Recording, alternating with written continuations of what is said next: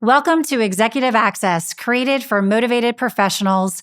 This is your home for real talk with executives about their career journeys, leadership practices, successes, and learnings along the way.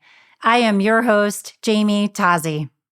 Today, I want to talk about the warmth and competence or strength model. I talked about this a few times during the first season, and I'm really interested in it. So many leaders struggle with the way they engage with others. Maybe they've gotten feedback that their approach is too strong or too soft, or maybe they haven't gotten feedback, but they just perceive that they're not getting the reaction that they're looking for from their team or from others. So several years ago, I came across this warmth and strength model through some research that I was doing, and everything clicked for me. And I just love this framework for how to think about it. So one of my core beliefs is that we can't change others. So if you're trying to create an outcome through changing others, good luck. We can only change ourselves, and we can only change how we act that would have an effect on others and create outcomes that we want to create. So this framework is a great way to think about it. I believe this framework was created by Amy Cuddy and Susan Fisk. If they didn't create it, they've done a ton of research on it, and I'll link to some of their work in the podcast notes. But essentially, the work that they do shows that our brain makes judgments when we first meet people. If this is the first time you've seen me, you're already making a judgment about me. And 90% of those judgments very quickly come on two opposite scales. We judge them on their warmth and we judge them on their strength. And it really impacts those judgments impact how we interact with them. So in business, some people prefer, rather than warmth and competence or strength, they like using the terms trust and power. Do I trust this person is how we're judging them. Do I trust them? And do I respect them? So when, let's put this into practice. I want you to picture somebody in your head. When I think about 4 quadrants, and the one axis is warmth, high and low. And the x-axis is competence, high and low. I want you to think of somebody that is in that high warmth, low competence, upper left-hand quadrant. They have high warmth, that's how you perceive them, but low competence. Think of that person in your mind. I have somebody in my mind. To me, they come across as, wow, they're lovely. You want to be friends with them. You want to hang out with them. Do I want to follow them as a leader? Do I trust that my I'm going to be doing the best thing by my career by tying myself to them?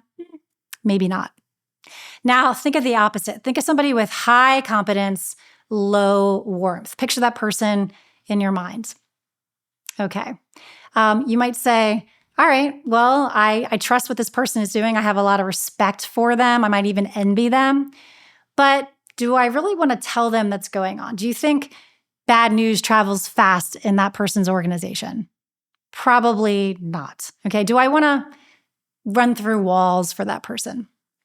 Probably not.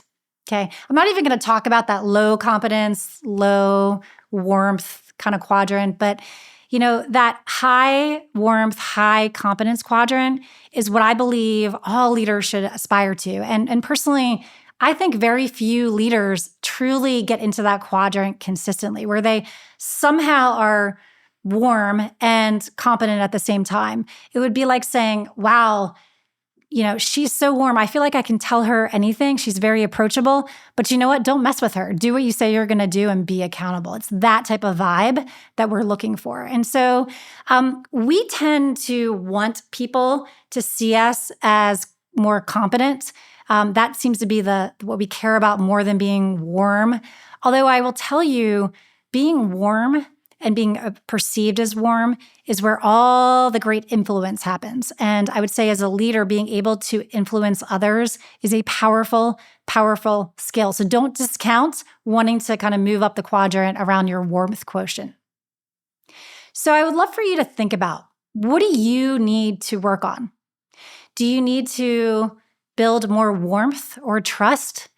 If so, go back and listen to episode 1 where Dave Willis talks about really the power of getting to know your people with sincere interest.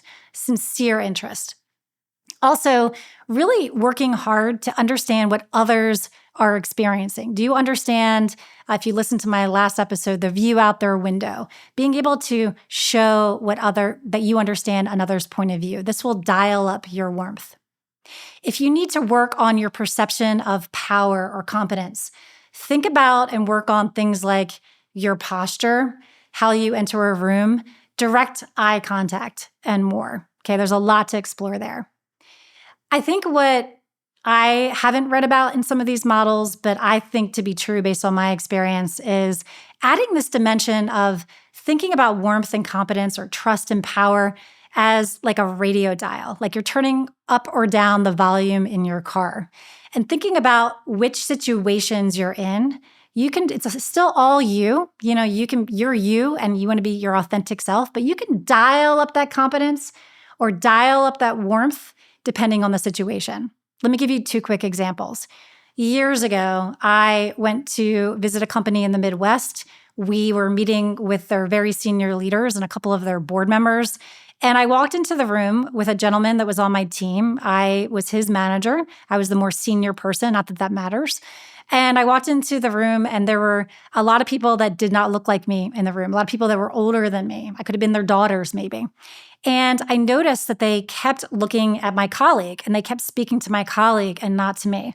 And in the moment, I said to myself, all right, Jamie, time to dial up that competence, time to dial up that competence. And I made a mental shift and I thought about the way I spoke very deliberately and the way I engaged, and it changed things. Very similarly, I came back to the Microsoft office, and while I always would see myself as Jamie Tazzi, I'm just nerdy and quirky, by nature of my title, my senior title in the organization, I would do like a team roundtable, and I would notice that people seemed nervous around me. And I thought, why are they nervous around me? That's crazy. But they were, because they didn't know me and I was a senior person.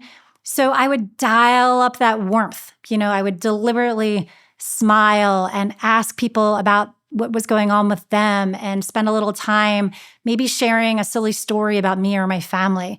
And it just put people at ease. And the reason why we do this, you guys, remember I talked about we can only change ourselves.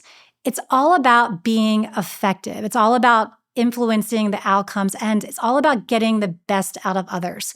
Thinking about how you show up in terms of warmth and competence and aiming to grow yourself so that you can stay consistently in that upper right quadrant will really help you become more powerful and grow your career and really get the best out of others and be that leader that people really want to follow.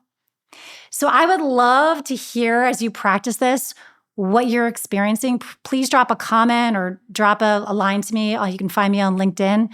And please, if you're enjoying this podcast, please subscribe and pass it on to other leaders who will benefit from this content as well. Thank you so much.